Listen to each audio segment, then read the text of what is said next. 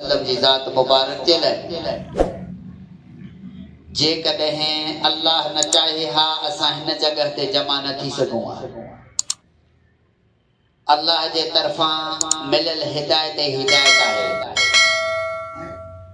अल्लाह जे नबी अलैहिस्सलातु वस्सलाम फरमायो अल्लाह ताला जंहिंसां भलाई जो इरादो कंदो आहे उनखे दीन जी सम्झ अता कंदो आहे। रमज़ान जो महीनो अचण वारो आहे। जिएं इंसान जे लाइ का खुशखबरी हूंदी आहे अल्लाह साईं नबियुनि जो सिलसिलो जारी रखियो उन्हनि खे आगाह कयो। अहिड़े ई तरीक़े सां असांजो बि फर्ज़ ऐं असां ते बि लाज़िम आहे त रमज़ान शरीफ़ अचे थो पियो त उनजी तयारी असांखे पहिरियों ई करणु खपे। पहिरियों ई माण्हुनि जो ज़हन ठाहिणु खपे या पहिरियों ई नेकी जी तरफ़ माण्हुनि खे सॾणु खपे। मां नथो चवां बग़ैर अल्लाह जो क़ुरान फरमाए थो अल्लाह ताला क़ुरान में फरमाए या अय्युहल्लज़ीना आमनू ए ईमान वारो कुतिबा अलैकुमुस सियाम ए ईमान वारो तव्हां ते रोज़ा फर्ज़ कया विया आहिनि कमा कुतिबा अलल लज़ीना मिन क़ब्लिकुम लअल्लकुम तत्तक़ून। अहिड़े तरीक़े सां रोज़ा तव्हां ते फर्ज़ कया आहिनि जहिड़े तरीक़े सां पहिरियनि उम्मतुनि ते फर्ज़ हुया। अल्लाह फरमाए थो अल्लज़ीना मिन क़ब्लिकुम लअल्लकुम तत्तक़ून ताकि तव्हां तत्तक़ून तक़वा इख्तियार कयो यानी पाण खे बचायो। तक़वा जी माना छा आहे? इब्न तैमिया रहमहुल्लाह फरमायो तक़वा जी माना इहा ई आहे जीअं इंसान पंहिंजे सी जे दरमियान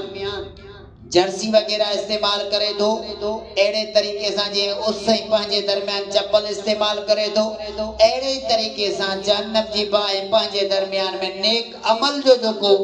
आड़ आहे इस्तेमाल करे पाण खे बचाए थो। तक़वा जी माना आहे बचाइण। रोज़े जी तारीफ़ छा आहे?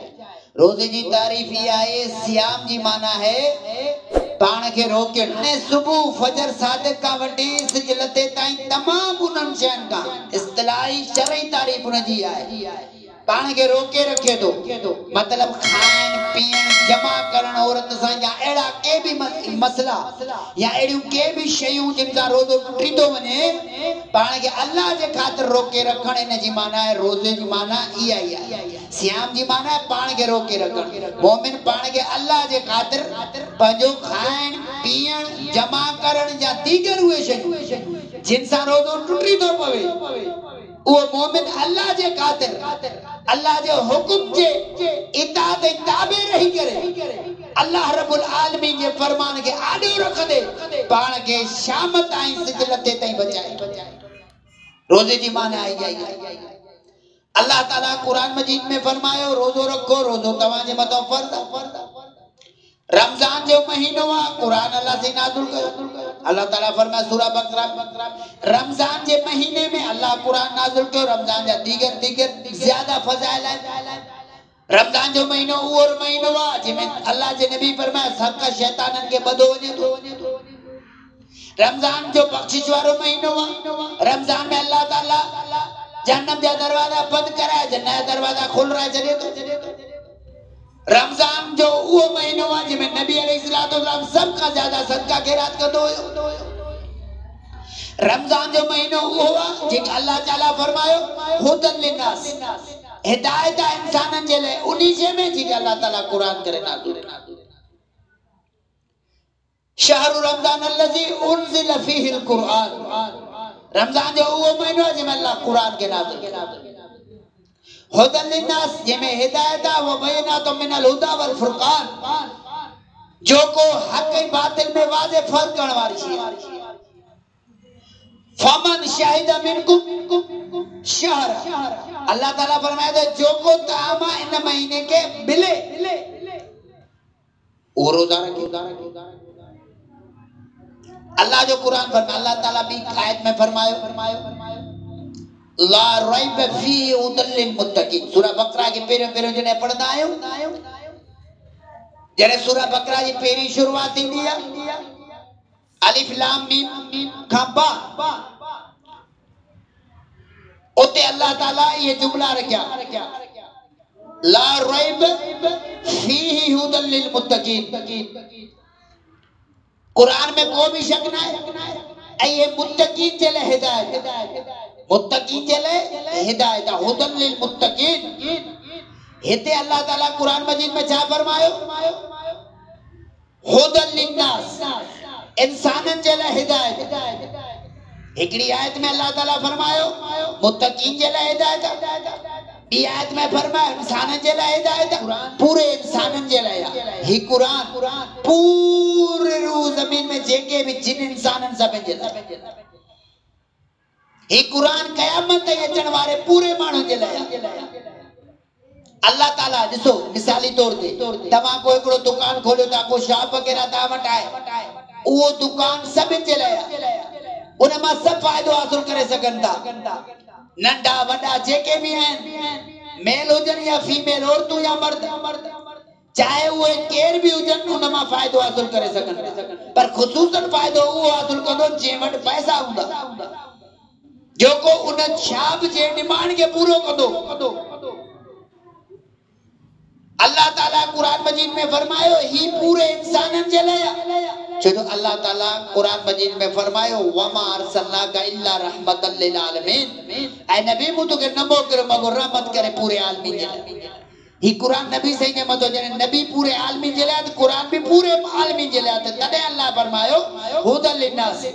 व बयनातुम मिनल हुदा वल फुरकान ही इंसानन जे लाइ हिदायत आहे कुरान वाज़े हक ऐं बातिल में फर्क करण वारी शइ आहे त अल्लाह ताला कुरान में फरमाए थो आहे पूरे इंसाननि जे लाइ मगर फ़ाइदो उहे हासिल कंदा जेके मुत्तकी आहिनि अल्लाह ताला फरमाए थो फमन शहिद मिनकुम अश-शहर फलियसुमहु वमन कान मरीज़न औ अला सफरिन फइद्दतु मिन अय्यामिन उखर अल्लाह ताला कुरान मजीद में फरमायो जेकरे जोको भी न महीने के मिले उन्हीं जे मतो रोजा रखण फर्ज आ अल्लाह ताला फरमाए थो हां अगर जेकरे को मुसाफिर आ बीमार आ या के मसले में परेशान आ एड़ी के भी हाजत में जेमें इंसान रोजा नथो रखी सके अल्लाह ताला कुरान मजीद में फरमाए तो कोई नदी इनकी गलती पूरी करे बाद में रखे मतलब का औरत हाइजा है वो हैज जे दौरान रोजा नथी रखी सके पर बाद में उनकी पूरी कज़ा कंदो छो जो नमाज जी कज़ा ना मगर हाइजा औरत उन जी रोजन जी कज़ा बाद में आहे एड़े तरीके से मुसाफिर सफर करे तो रोजा नथो रखे बाद में वो रोजा पूरा कंदो अल्लाह के तो बीमार आ रोजो नथो रखी सके बाद में रोजा पूरा कंदो अल्लाह ताला सख्ती कर नथो चाहे तो अल्लाह ताला कुरान में फरमाए जेके तवा मरीज आयो मुसाफिर आयो या एड़ा के मसाइल इंसान जा रोजा नथो रखी सके मतलब जेके का हाइजा औरत वजी गण पगे पूरो अल्लाह ताला फरमाए तो अल्लाह तमाते सख्ती जो इरादो न तो करे अल्लाह ताला तवाते आसानी जो इरादो करे तो वला अल्लाहुम तशकुरून ताकि तमा अल्लाह जो शुक्र कयो अल्लाह जो शुक्र कयो यानी रोजा रखण सा इंसान अल्लाह जो शुक्रगुजार दे तो अल्लाह जो शुक्रगुजार दे तो ए रोजा रखण सा इंसान एक जिस्मानी इबादत आ फेली इबादत आ जैसा इंसान जे अंदर जेके बीमारियां वे खत्म थी वणन रोजे जा एतरा फायदा आहिन साइंसी लेवल ते ऐं एकड़ो इस्लामी लेवल ते जेके इंसान जे सोच का इंसान जी सोच न का दुनिया जो सिजन ते हलदो तो वने ती असा भी मौत जे करीब थी दादा वने ऐ नबी अलैहिस्सलातु वस्सलाम की अजीम हस्ती ते दुनिया छड़े चुकी है को भी ते न रहंदो लिहाजा हर इंसान के नेक अमलन की जरूरत है जे दुनिया के अंदर इंसान के पैसों अधिक ताकत रखे तो कम जी शइ एड़े तरीके से मरण का बाद इंसान जा नेक अमल उनकी वडी ताकत है वडो हथियार है।